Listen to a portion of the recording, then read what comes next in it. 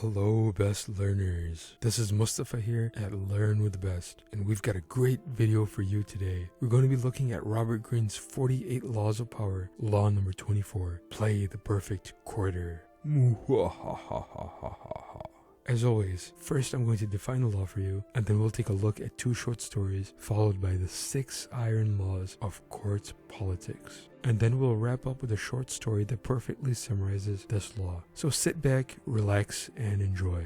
Here's the law. The perfect courtier thrives in a world where everything revolves around power and political dexterity. He has mastered the art of indirection. He flatters, yields to superiors, and asserts power over others in the most oblique and graceful manner. Learn and apply the laws of courtship, and there will be no limit to how far you can rise in the court. Scene 1.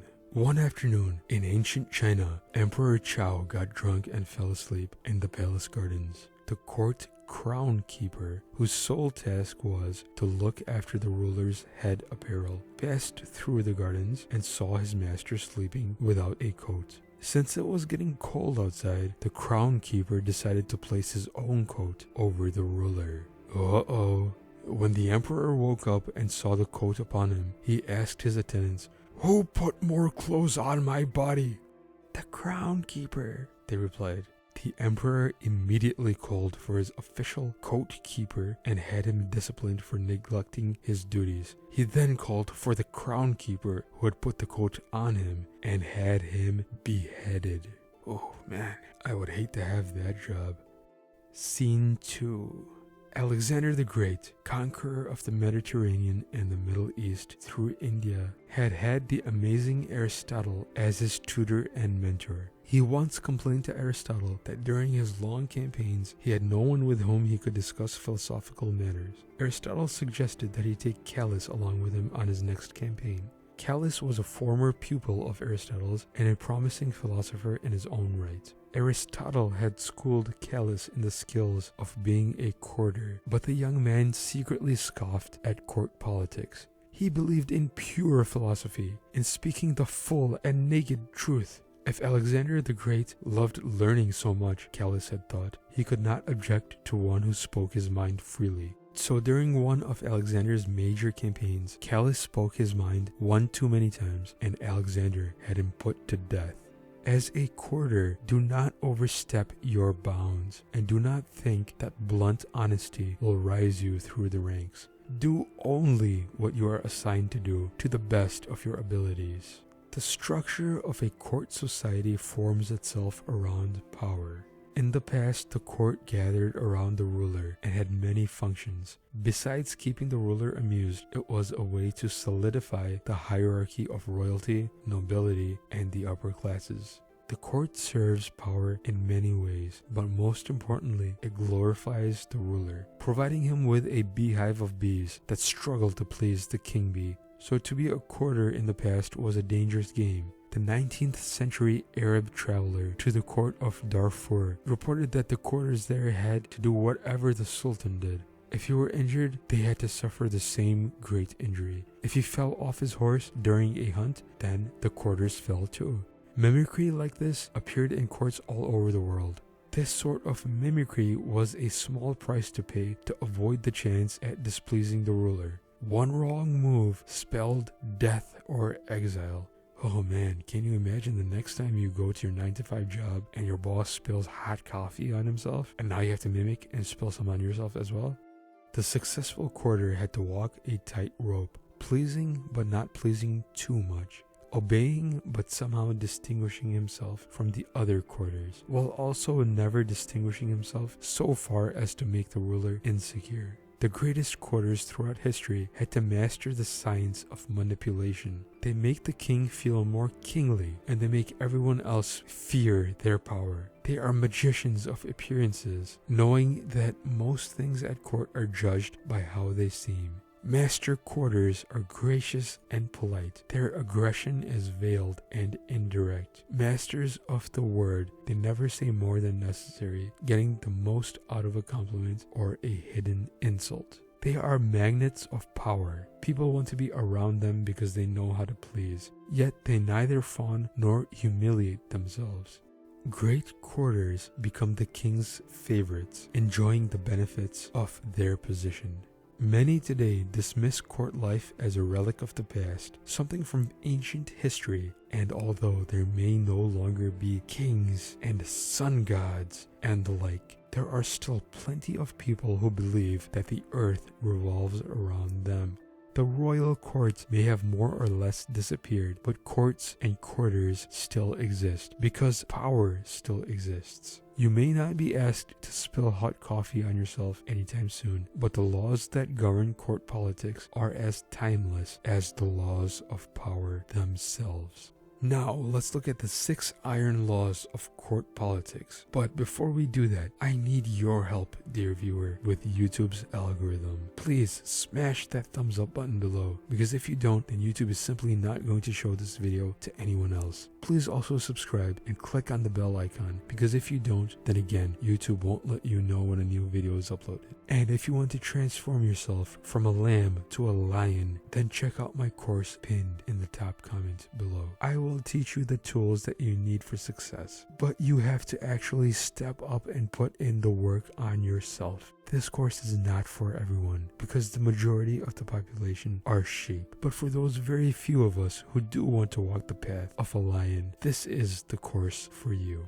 Okay, so court politics law number 1, do not brag. It's never a good idea to brag about yourself or to call too much attention to your actions. The more you talk about your good deeds, the more suspicion you attract. You stir up enough envy among your peers to induce treachery and backstabbing.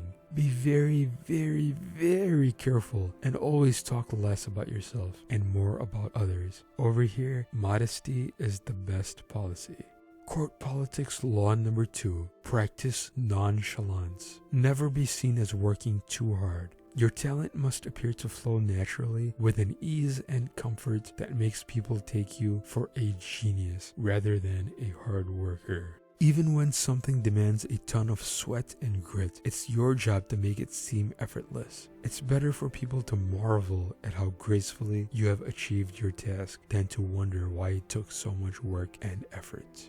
Court politics law number 3, be frugal with flattery. No one likes a backside smoocher. It may seem that your superiors cannot get enough flattery, but too much of even a good thing loses its value if it's overused. It also stirs up suspicion among your peers, so learn to flatter indirectly by downplaying your own contributions, by making your master look better than they actually are. Court politics law number 4, arrange to be noticed. There is a paradox. You cannot display yourself too brazenly, and yet you must also get yourself noticed. You stand no chance of rising in the ranks if the master does not notice you in a swamp of courtiers. This task requires art. It is often a matter of being seen in the literal sense. Pay attention to your physical appearance and find a way to create a subtly distinctive style and image. Court politics law number 5, do not be friendly with your master. Your master does not need a friend as a subordinate. He wants a subordinate. Never approach your master in an easy or friendly way. If he chooses to deal with you on this level, then assume a weary chumminess, but try to lean in the opposite direction. Make the distance between the two of you clear. He is master and you are subordinate. Court politics law number 6, be a source of pleasure. Humans will flee from what is unpleasant and distasteful, while charm and the promise of delight will draw us like moths to a flame. Make yourself the flame and you will rise to the top. Life is full of the mundane and unpleasant, and pleasure is so scarce that you will be indispensable if you can learn how to charm.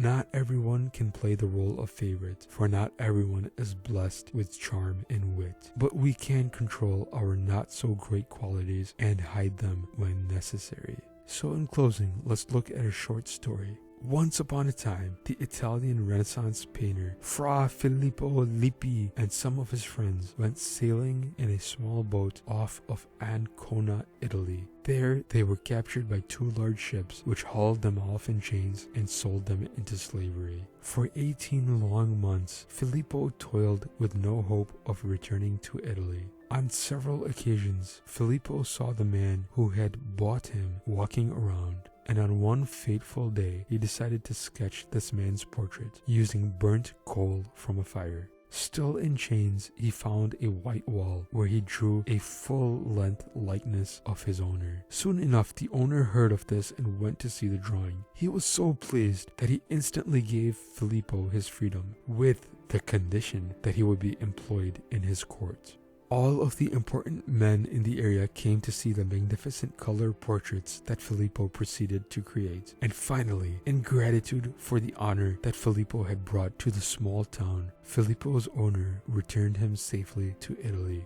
Just like Filippo, most of us possess some gift, some talent, and ability to do something better than other people. So then by all means, use all of the masters in your life as stepping stones until you can eventually buy your own freedom from your very own 9-to-5 enslavement. If you like my YouTube content and you want more, then please check out my Patreon link pinned in the top comment below. I upload new videos every Friday for my Patreon subscribers that go deeper into my life regarding the 48 laws of power. These videos are a bit more raw and untamed than my usual videos here on YouTube. And if you're a patron of mine already, then I want to thank you from the bottom of my heart, because it's people like you that truly make all of this content even possible in the first place. I hope you enjoyed this animated video on Robert Greene's 48 Laws of Power. Law number 24, play the perfect quarter. And remember, you only retain about 10% of what you learned the first time around. So watch this video through a few times and then come back to it again and again in order to really understand and ingrain all of the material into your mind. Thanks, and I'll see you next time for Robert Greene's 48 Laws of Power, law number 25.